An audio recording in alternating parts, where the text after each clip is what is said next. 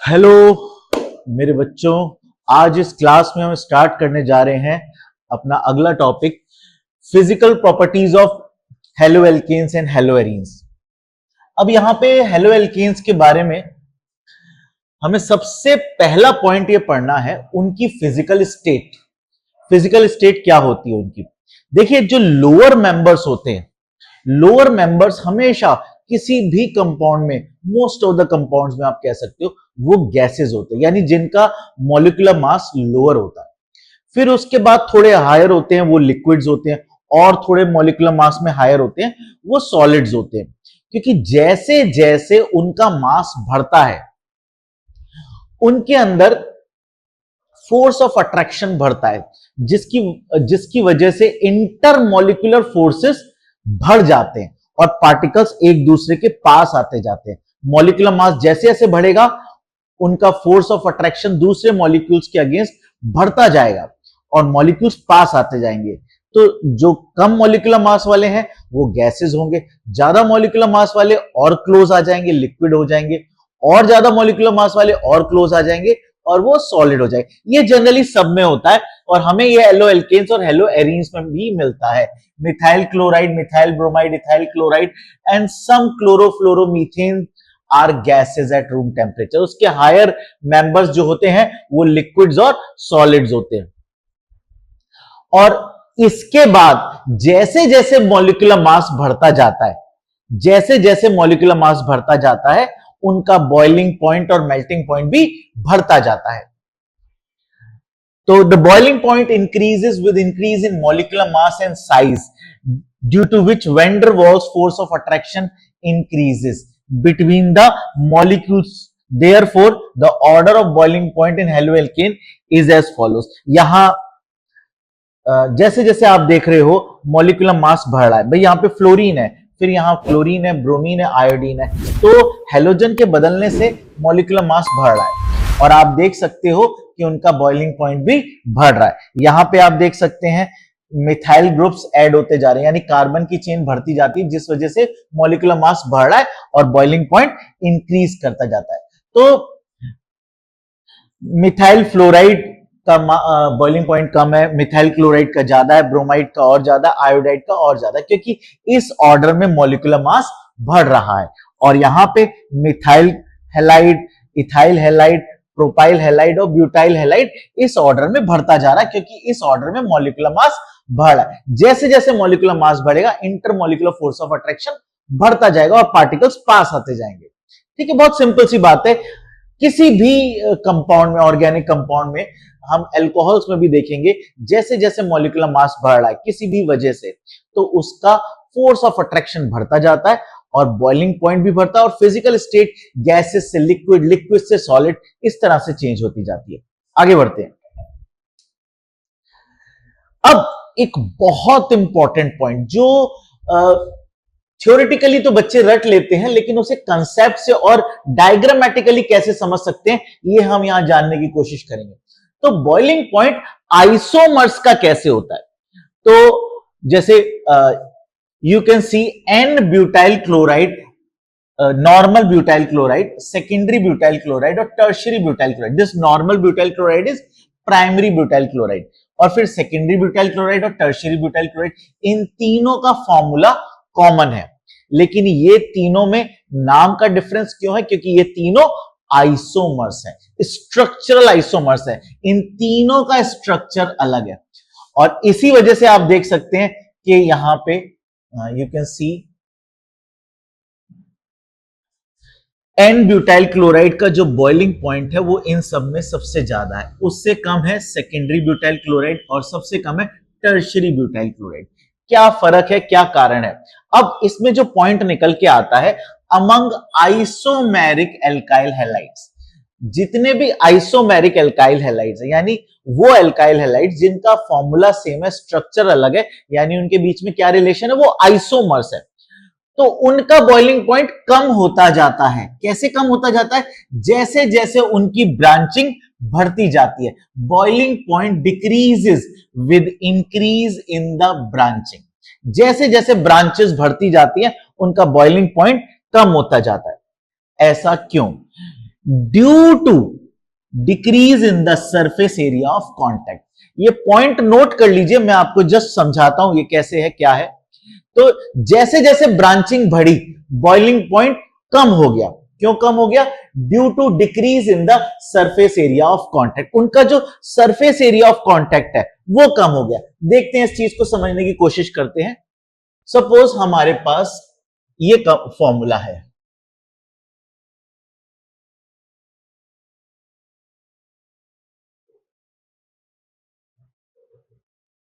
C4H9Cl यानी butyl chloride या chlorobutane कह सकते हैं। अब इसके मैं 3 आइसोमर्स बनाने जा रहा हूं। पहला आइसोमर ये रहा,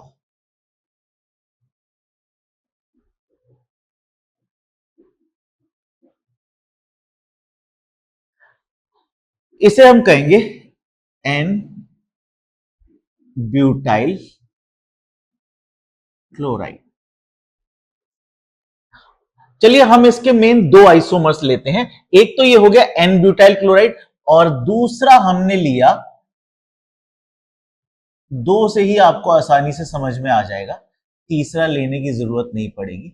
हमने सीधे तीसरा वाला ले लिया, इसे हम कहेंगे टर्शरी। यहां लिख लेते हैं tertiary butyl chloride. Tertiary butyl chloride and इसको भी ऊपर लिख लेते हैं N butyl chloride.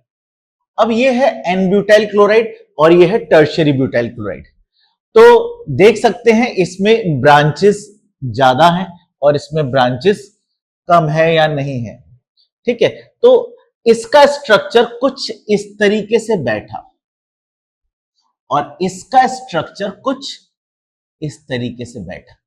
Same formula है, दोनों का फॉर्मूला है C4H9Cl ब्यूटाइल क्लोराइड। बस फर्क ये है, ये दोनों आइसोमर्स हैं, एक में ब्रांचेस नहीं है या कम है और दूसरे में ब्रांचेस साफ दिख रहा है कि ज्यादा है। अब ब्रांचिंग बढ़ने से क्या हुआ? अगर इसी टाइप का एक और मॉलिक्यूल यहां पे हो तो वो किस तरह से इससे जुड़ेगा? इस तरह से जुड़ेगा, उसमें सरफेस एरिया ऑफ कांटेक्ट ज्यादा रहेगा। आप देख सकते हैं ये सरफेस एरिया ऑफ कांटेक्ट ये है। और इस टाइप का मॉलिक्यूल, इस स्ट्रक्चर का मॉलिक्यूल अगर जुड़ेगा तो वो इस तरह से जुड़ेगा और इसका सरफेस एरिया ऑफ कांटेक्ट कितना कम रहेगा आप देख सकते हैं। यानी ब्रांचिंग बढ़ने से उसने जो अपनी शेप ली वो स्फेरिकली ज्यादा स्फेरिकल हो गई, ज्यादा स्फेरिकल हो गई, और ब्रांचिंग कम होने से उसकी शेप ज्यादा फ्लैट हो गई। ज्यादा फ्लैट होने की वजह से दूसरे मॉलिक्यूल से सरफेस एरिया ऑफ कांटेक्ट ज्यादा होता है। जैसे सपोज ये 2 हाथ हैं, ये एक दूसरे से ज्यादा सरफेस एरिया ऑफ कांटेक्ट से जुड़े, तो इनको अलग करना मुश्किल है। और यहां पे ब्रांचिंग बढ़ने से शेप स्फेरिकल हो गई, तो दूसरे मॉलिक्यूल से जो सरफेस एरिया ऑफ कांटेक्ट है वो समझ लीजिए कम हो गया। जैसे ये 2 फिंगर्स एक दूसरे को कम सरफेस एरिया ऑफ कांटेक्ट से जोड़ रही हैं, तो ये इजीली अलग हो सकती है, इजीली अलग हो सकती है। तो यानी ये मुश्किल से अलग हो क्योंकि सरफेस एरिया ऑफ कांटेक्ट ज्यादा है, लेकिन यहां पे आप देख सकते हैं कि इजीली अलग हो जाएंगी फिंगर्स। अगर 2 फिंगर्स आपने जोड़ रखी है, कोई ब्रेक करना चाहे तो इजीली ब्रेक कर दे, लेकिन हाथ अगर ऐसे जोड़ रखे तो उसको ब्रेक करना, अलग करना मुश्किल होता है। तो यही चीज यहां अप्लाई होती है, क्योंकि ब्रांचिंग कम है या नहीं है तो स्ट्रक्चर फ्लैट है, दूसरे मॉलिक्यूल से जब वो अटैच होता है तो सरफेस एरिया ऑफ कांटेक्ट ज्यादा है। ब्रांचिंग ज्यादा होने की वजह से स्ट्रक्चर स्फेरिकल है, स्फेरिकल होने की वजह से दूसरे मॉलिक्यूल से जब जुड़ता है तो सरफेस एरिया ऑफ कांटेक्ट कम हो जाता है, कम हो गया। अब कौन सा आसानी से टूट सकता है? ये आसानी से टूट सकता है। तो ये जब आसानी से टूट जाएगा तो कम टेम्परेचर पे ही दूर हो जाएगा, यानी वेपराइज हो जाएगा, यानी इसका बॉइलिंग पॉइंट कम होगा। और इसका बॉइलिंग पॉइंट ज्यादा होगा। यानी कि सेम फॉर्मूला है लेकिन ब्रांचिंग कम है और इधर ज्यादा है। कम होने की वजह से बॉइलिंग पॉइंट ज्यादा है और ज्यादा ब्रांचिंग होने की वजह से बॉइलिंग पॉइंट कम हो गया, due to decrease in the surface area of contact. तो ये कारण है। तो इसी वजह से हम इसी तरह से हम यहां पे देख सकते हैं। तो बॉइलिंग पॉइंट को जब हमने यहां पे स्टडी करा तो यहां पे एन ब्यूटाइल क्लोराइड का बॉइलिंग पॉइंट सबसे ज्यादा है। एक ब्रांच बढ़ी, सेकेंडरी ब्यूटाइल क्लोराइड। ठीक है, यहां पे स्ट्रक्चर बना लेते हैं इनका। ये है n butyl chloride.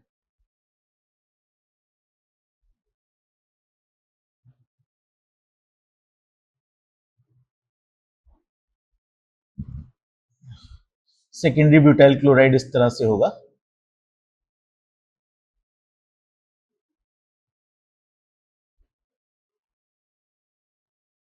Tertiary butyl chloride.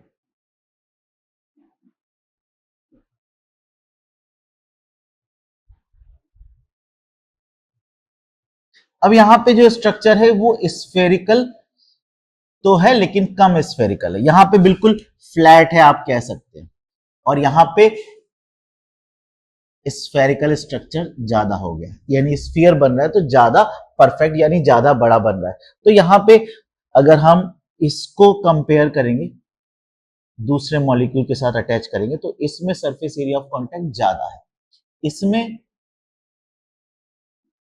कह सकते हैं थोड़ा सा कम है सरफेस एरिया ऑफ कांटेक्ट। और इसमें अगर दूसरा मॉलिक्यूल जुड़ेगा तो इसमें सरफेस एरिया ऑफ कांटेक्ट बहुत कम हो जाएगा। तो आप देख सकते हैं ब्रांचिंग बढ़ती जा रही है धीरे धीरे, और मॉलिक्यूल का स्ट्रक्चर ज्यादा स्फेरिकल होता जा रहा है, जिसकी वजह से सरफेस एरिया ऑफ कांटेक्ट कम होता जा रहा है। जैसे यहां पे अगर कोई दूसरा मॉलिक्यूल होगा तो सरफेस एरिया ऑफ कांटेक्ट कम है, यहां पे कोई दूसरा है तो सरफेस एरिया ऑफ कांटेक्ट ज्यादा होगा, और यहां पे अगर कोई और है तो सरफेस एरिया ऑफ कांटेक्ट और ज्यादा होगा।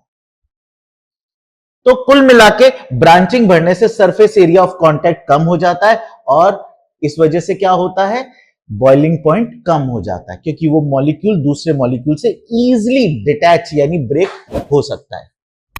ठीक है, आगे बढ़ते हैं।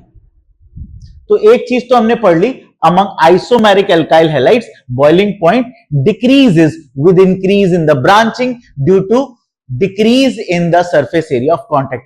यही चीज अल्कोहल्स में भी अप्लाई होगी। Among isomeric alcohols boiling point decreases with increase in branching. यही चीज हाइड्रोकार्बन्स में भी अप्लाई होगी। Among isomeric hydrocarbons boiling point decreases with increase in branching. तो काफी जगह ये चीज अप्लाई होगी, तो ये पॉइंट आप समझ लीजिए, इसके ऊपर काफी क्वेश्चंस बन सकते हैं। आगे आते हैं, और किस चीज का असर पड़ता है बॉइलिंग पॉइंट के ऊपर। देखिए, dipole moment, 11th class chemical bonding में आपने पढ़ा होगा डाइपोल मोमेंट। डाइपोल मोमेंट क्या है, ये एक मॉलिक्यूल के पोलर कैरेक्टर का मेजरमेंट है, उसके आयनिक कैरेक्टर का मेजरमेंट है, कितना आयनिक कैरेक्टर है उसमें, कितना पोलर कैरेक्टर है उसमें। तो ये है डाइपोल मोमेंट। तो डाइपोल मोमेंट जितना ज्यादा होगा, मॉलिक्यूल के अंदर नेबरिंग मॉलिक्यूल को अट्रैक्ट करने के लिए फोर्स ऑफ अट्रैक्शन ज्यादा होगा, अट्रैक्ट करने की पावर ज्यादा होगी। तो इस वजह से क्या वो ज्यादा अट्रैक्टिव पावर होगी तो उसको ब्रेक करना मुश्किल है, यानी उसका बॉइलिंग पॉइंट ज्यादा है। तो dipole moment is a vector quantity. तो इधर डाइपोल मोमेंट का जो डायरेक्शन है, हमेशा डाइपोल मोमेंट का जो डायरेक्शन लेते हैं वो कम इलेक्ट्रोनेगेटिव एटम से टुवर्ड्स ज्यादा इलेक्ट्रोनेगेटिव, मोर इलेक्ट्रोनेगेटिव एटम, यानी ये है डाइपोल मोमेंट का डायरेक्शन। इधर डाइपोल मोमेंट का डायरेक्शन ये रहा, क्योंकि शेयर्ड पेयर क्लोरीन की तरफ शिफ्ट हो जाएगा। यानी शेयर्ड पेयर जो होता है कोवेलेंट बॉन्ड में, जिस तरफ सेंटर पॉइंट से जिस तरफ शिफ्ट हो जाता है, डाइपोल मोमेंट का डायरेक्शन उसी तरफ होता है। क्लोरीन की इलेक्ट्रोनेगेटिविटी पॉलिंग्स स्केल के अनुसार 3.5 है, सॉरी 3 है, सॉरी इट्स 3। तो क्लोरीन की इलेक्ट्रोनेगेटिविटी पॉलिंग्स स्केल के अनुसार 3 है। कार्बन की इलेक्ट्रोनेगेटिविटी पॉलिंग्स स्केल के अनुसार 2.5 है। तो क्लोरीन की इलेक्ट्रोनेगेटिविटी ज्यादा हुई तो शेयर्ड पेयर क्लोरीन की तरफ शिफ्ट कर जाएगा, जिसकी वजह से जो डाइपोल का डायरेक्शन है वो ये है। अब जो इन दोनों, क्योंकि dipole moment is a vector quantity, क्योंकि उसके मैग्नीट्यूड के साथ साथ डायरेक्शन भी इंपॉर्टेंट है, तो इन दोनों वेक्टर्स का रिजल्टेंट वेक्टर ये होगा। तो अब इस मॉलिक्यूल की बात करें, यहां पे क्या है, क्योंकि ये दोनों क्लोरीन अपोजिट डायरेक्शन में अलाइंड है, तो इसका जो डाइपोल मोमेंट होगा वो इसके डाइपोल मोमेंट से कैंसिल आउट हो जाएगा। क्यों? क्योंकि इनके बीच में जो एंगल है दैट इज 180 डिग्री, और बिल्कुल अपोजिट डायरेक्शन में दोनों वेक्टर्स हैं। इक्वल वेक्टर्स अगर अपोजिट डायरेक्शन में है तो कैंसिल आउट हो जाते हैं। तो यहां पे डाइपोल मोमेंट जो है वो जीरो कहा जाएगा टेक्निकली, और यहां पे डाइपोल मोमेंट ज्यादा होगा, यानी उसकी वैल्यू होगी। तो डाइपोल मोमेंट ज्यादा होने की वजह से या होने की वजह से उसका नेबरिंग मॉलिक्यूल के प्रति अट्रैक्टिव फोर्स ज्यादा होगा। तो बॉइलिंग पॉइंट इसका ज्यादा होगा और बॉइलिंग पॉइंट इसका कम होगा, इसका लो होगा और इसका हाई होगा, क्योंकि इसका डाइपोल मोमेंट ज्यादा है या है और इसका टेक्निकली नहीं है, जीरो है। ठीक है, तो डाइपोल मोमेंट इसका नहीं है, तो आप देख सकते हैं इसका बॉइलिंग पॉइंट ज्यादा है। तो डाइपोल मोमेंट बढ़ने से बॉइलिंग पॉइंट बढ़ जाता है। अब बात करते हैं यहां पे मेल्टिंग पॉइंट की। मेल्टिंग पॉइंट जनरली सिमेट्री पे डिपेंड करता है, सिमेट्री पे। अब आप देख सकते हो हमने पिछले दोनों मॉलिक्यूल्स को ही उठाया है और देखा कि जिसका बॉइलिंग पॉइंट कम था क्योंकि उसका डाइपोल मोमेंट कम था, उसकी सिमेट्री ज्यादा है और यहां सिमेट्री कम है। इस बार 1,4 डाइक्लोरोबेंजीन की सिमेट्री 1,2 डाइक्लोरोबेंजीन से ज्यादा है। सिमेट्री ज्यादा होने की वजह से मेल्टिंग पॉइंट इसका ज्यादा है और इसका कम है। मेल्टिंग पॉइंट मतलब आपको एक सॉलिड को तोड़ना है, एक सॉलिड को तोड़ना है तो उसको तोड़ना है, उसे मेल्ट करना है, तो उसके लिए सिमेट्री क्यों जरूरी है? इसको ऐसे समझते हैं जैसे सपोज हमारे पास कोई दीवार है जो टूटी हुई ऊबड़ खाबड़ ईंटों से बनी हुई है और एक दीवार है जो सिमेट्रिकल बिल्कुल नई बढ़िया ईंटों से बनी हुई है। तो जो सिमेट्रिकल ईंटों से बनी हुई, बढ़िया ईंटों से बनी हुई है, वो दीवार ज्यादा मजबूत होगी इन कंपैरिजन टू उस दीवार के जो टूटी हुई ऊबड़ खाबड़ ईंटों से बनी हुई है। तो वो जो ऊबड़ खाबड़ ईंटों से बनी हुई दीवार है, जो सिमेट्रिकल ईंटों से नहीं बनी हुई, वो जल्दी टूट जाएगी। इसी तरह से सॉलिड जो है उसका जो मेल्टिंग होती है वो किस पे डिपेंड करेगी? उसकी सिमेट्री पे। इसलिए ये मॉलिक्यूल सिमेट्रिकल है, इसका मेल्टिंग पॉइंट ज्यादा होगा। तो मेल्टिंग पॉइंट आप देख सकते हो सिमेट्रिकल मॉलिक्यूल का ज्यादा है। This is the melting point. अब बात करते हैं सॉल्युबिलिटी की। ये तो बात श्योर है कि भाई alkyl halides are polar in nature, क्योंकि chlorine is more electronegative than the carbon और दोनों ही उसमें मौजूद है। तो इलेक्ट्रोनेगेटिविटी का डिफरेंस होने की वजह से शेयर्ड पेयर ज्यादा इलेक्ट्रोनेगेटिव एटम की तरफ शिफ्ट हो जाता है, जिसकी वजह से पोलर कैरेक्टर आ जाता है। लेकिन पोलैरिटी होना सफिशिएंट नहीं है पानी में घुलने के लिए। पानी में अगर घुलना है, वाटर में सॉल्युबल होना है, तो उसके लिए हाइड्रोजन बॉन्डिंग की जरूरत पड़ती है। क्योंकि अल्काइल हैलाइड्स वाटर में हाइड्रोजन बॉन्डिंग नहीं बना पाते, इसलिए वो बहुत ज्यादा या नॉर्मली भी सॉल्युबल नहीं होते। उनकी सॉल्युबिलिटी बहुत कम या ना के बराबर रहती है, वेरी स्लाइटली सॉल्युबल होते हैं पानी में, क्योंकि वो हाइड्रोजन बॉन्डिंग नहीं बना पाते। इसको हम दूसरे वर्ड्स में इस तरह से कहेंगे कि भाई अगर हमें एक चीज को दूसरी चीज में घोलना है, एक चीज दूसरी चीज में जब सॉल्युबल की जाती है, मिक्स की जाती है, तो कुछ एनर्जी रिलीज होती है और कुछ एनर्जी एब्जॉर्ब होती है। तो यहां पे जो पॉइंट हम पढ़ने जा रहे हैं वो ये है कि it is very slightly soluble in water because they do not form hydrogen bond with water. एक तो बात ये होगी, the amount of energy released is not sufficient to break the hydrogen bonds of water. अब water में soluble होने के लिए उसे वाटर के मॉलिक्यूल्स के बीच में आना पड़ेगा। तो ये मैं आपको समझाता हूं किस तरह से हम समझने की कोशिश करेंगे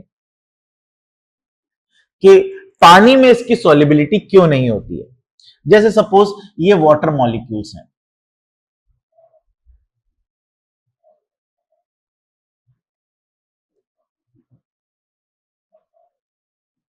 वाटर मॉलिक्यूल्स हाइड्रोजन बॉन्डिंग में इन्वॉल्व है। हाइड्रोजन बॉन्डिंग कोई बॉन्ड नहीं है, पहले आप ये समझ लीजिए। बच्चों को ये कंफ्यूजन होता है कि hydrogen bonding is a bond. Actually, it is a force of attraction between two molecules. It is a force of attraction. It is not a bond. It is not a covalent bond. It is merely a force of attraction between two molecules. तो ये बात आप clear कर लीजिए कि hydrogen bond is not a covalent bond. ये दो molecules के बीच का फोर्स ऑफ अट्रैक्शन है। अब ये बात आती है कि भाई इसे बॉन्ड क्यों बोला जाता है। इसकी स्ट्रेंथ इतनी ज्यादा है, एक कोवेलेंट बॉन्ड के कंपैरेबल हो जाती है, इसलिए रेस्पेक्ट देने के लिए हम इस इंटरमॉलिक्यूलर फोर्स के आगे बॉन्ड शब्द यूज करते हैं, यानी हाइड्रोजन बॉन्ड। तो ये बात आप दिमाग में बिठा लीजिए कि hydrogen bond is not a bond like covalent bond, it is merely a force of attraction between two molecules.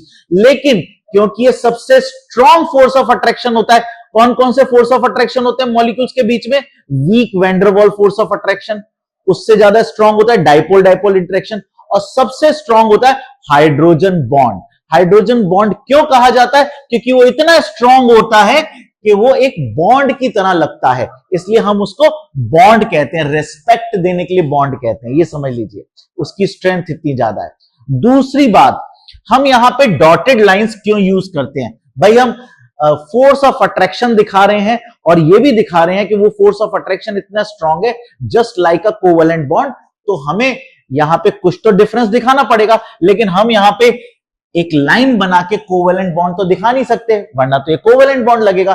तो हम फिर से उसे रेस्पेक्ट देते हैं कि डॉटेड लाइंस लगा दी, जिससे ना ही तो वो बॉन्ड लगे और उसको रिस्पेक्ट भी मिल गई, और एक अलग इंपॉर्टेंस मिल गई कि वो इतना स्ट्रांग है कि इट्स लाइक अ बॉन्ड। तो हम उसे डॉटेड लाइन से रिप्रेजेंट करते हैं। तो ये आप समझ लीजिए कि hydrogen bond, it is the force of attraction, it is the strongest force of attraction between two molecules. तो और ये होता भी क्यों है भाई? ऑक्सीजन और हाइड्रोजन में शेयर्ड पेयर ऑक्सीजन की तरफ शिफ्ट कर जाता है, क्योंकि ऑक्सीजन की इलेक्ट्रोनेगेटिविटी हाइड्रोजन से ज्यादा होती है, तो उसके ऊपर हल्का सा नेगेटिव चार्ज और हाइड्रोजन पे हल्का सा पॉजिटिव चार्ज। नेबरिंग मॉलिक्यूल में भी यही होता है, ये डेल्टा पॉजिटिव और ये डेल्टा नेगेटिव। तो ये इसका जो पॉजिटिव पार्ट है वो इसके नेगेटिव पार्ट को अट्रैक्ट करता है, और बहुत स्ट्रांगली अट्रैक्ट करता है, बहुत स्ट्रांगली अट्रैक्ट करता है। खैर, हम यहां पे हाइड्रोजन बॉन्डिंग डिस्कस करने नहीं आए, लेकिन ये बात करने आए कि वाटर के मॉलिक्यूल्स के बीच में एल्काइल हैलाइड को अगर आना है तो उसे पहले इस बॉन्ड को ब्रेक करना पड़ेगा। इस बॉन्ड को ब्रेक करना पड़ेगा, तो इस बॉन्ड को ब्रेक करने के लिए उसे एनर्जी चाहिए। एनर्जी उसे कैसे मिलती है? एनर्जी उसे ऐसे मिलती है जब एल्काइल हैलाइड,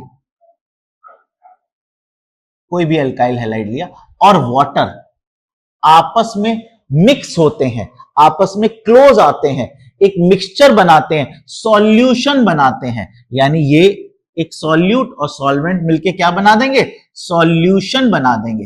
तो कभी भी केमिस्ट्री में याद रखिए कि जब दो चीजें आपस में क्लोज आती हैं, मिक्स होती हैं, या बॉन्ड बनाती हैं, कुछ भी करती हैं, आयनिक बॉन्ड बनाएंगी, कोवेलेंट बॉन्ड बनाएंगी, हाइड्रोजन बॉन्ड बनाएंगी, van der Waals force of attraction create करेंगी, कुल मिलाके जब भी दो स्पीसीज पास आती हैं, यहां दोनों स्पीसीज पास आके मिल रही हैं, तो हमेशा एनर्जी रिलीज होती है। याद रखिए इस बात को, कभी भी दो स्पीसीज जब आपस में मिलती हैं तो एनर्जी रिलीज होती है, प्रोडक्ट साइड पे एनर्जी आएगी।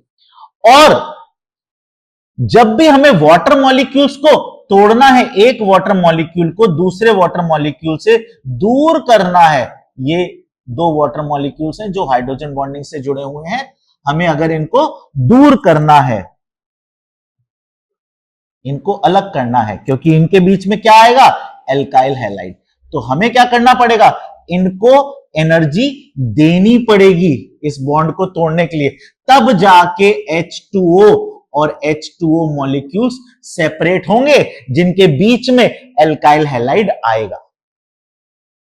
यानी हम कह सकते हैं पहले स्टेप में हम इसे समझ सकते हैं कि भाई एनर्जी देनी पड़ेगी तब ये दूर होंगे, और वो एनर्जी हमें मिलेगी कहां से, जब एल्काइल हैलाइड और वाटर आपस में जुड़ेंगे तो एनर्जी रिलीज होगी। जो एनर्जी रिलीज हो रही है वही एनर्जी यूज हो रही है इस बॉन्ड को ब्रेक करने के लिए। तो ये बात आप समझ लीजिए, जो एनर्जी बॉन्ड को ब्रेक करने के लिए यूज होती है वो बहुत ज्यादा होती है। हाइड्रोजन बॉन्ड स्ट्रांग होता है और इतनी एनर्जी रिलीज नहीं हो पाती कि वो इस हाइड्रोजन बॉन्ड को ब्रेक कर पाए। ये तब हो पाता जब एल्काइल हैलाइड वाटर के साथ क्या बनाता, हाइड्रोजन बॉन्ड बनाता। जितना स्ट्रांग बॉन्ड बनता है उतनी ज्यादा एनर्जी रिलीज होती है। जितना स्ट्रांग बॉन्ड आपको तोड़ना है उतनी ज्यादा एनर्जी आपको चाहिए भी है। तो जितना ज्यादा स्ट्रांग बॉन्ड बनेगा उतनी ज्यादा एनर्जी रिलीज, क्योंकि बॉन्ड वीक बन रहा है, हाइड्रोजन बॉन्ड नहीं बन रहा, तो कम अमाउंट ऑफ एनर्जी रिलीज हो रही है, less amount of energy release. लेकिन जो बॉन्ड तोड़ना है वो स्ट्रांग है, उसके लिए हमें बहुत ज्यादा एनर्जी चाहिए, तो ये एनर्जी कम पड़ जाएगी इसको तोड़ने के लिए। तो नॉर्मल कंडीशंस में हम एल्काइल हैलाइड को वाटर में डिसॉल्व नहीं कर पाएंगे, क्योंकि हम इस बॉन्ड को ब्रेक ही नहीं कर पाएंगे। क्यों नहीं ब्रेक कर पाएंगे, क्योंकि जो बिन दोनों को मिक्स करें तो इतनी एनर्जी रिलीज ही नहीं हो रही है। तो दिस इज द रीजन। तो alkyl halide is very slightly, या कह सकते हो ना के बराबर, सॉल्युबल इन वाटर। तो आप इस चीज को समझ सकते हैं। अब एल्काइल हैलाइड भाई, क्योंकि एल्काइल हैलाइड भाई ऑर्गेनिक कंपाउंड है, तो ऑर्गेनिक सॉल्वेंट्स में तो वो सॉल्युबल हो ही सकता है। It is easily soluble in organic solvents. Density की बात करेंगे, एल्काइल हैलाइड, जब मॉलिक्यूलर मास एल्काइल हैलाइड्स का बढ़ता है तो उसकी डेंसिटी बढ़ती जाती है। तो मॉलिक्यूलर मास बढ़ने से एल्काइल हैलाइड्स की डेंसिटी बढ़ती जाती है। तो ये है हमारा फिजिकल प्रॉपर्टीज, यहां एंड होती हैं। मिलते हैं अपनी नेक्स्ट क्लास में। वीडियो अच्छा लगा हो तो लाइक करिए, शेयर करिए, सब्सक्राइब करिए, जिससे की वजह से हमारा मोटिवेशन बढ़े और हम आपके लिए अच्छे अच्छे कंसेप्ट्स ला सके। अगर आपको कोई भी डाउट हो तो आप कमेंट सेक्शन में मेंशन कर सकते हैं, किसी भी टॉपिक में आपके लिए मैं वीडियो बना के प्रेजेंट करूंगा। Okay, thank you.